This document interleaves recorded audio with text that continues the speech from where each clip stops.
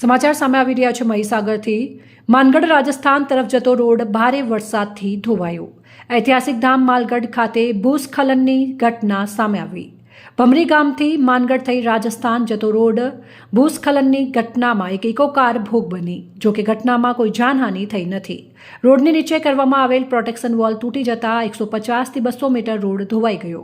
આ ઘટનાની જાણ સ્થાનિક તંત્રને થતા સંતરામપુર મામલતદાર સહિત સંતરામપુર પોલીસની ટીમો ઘટના સ્થળે દોડી આવી।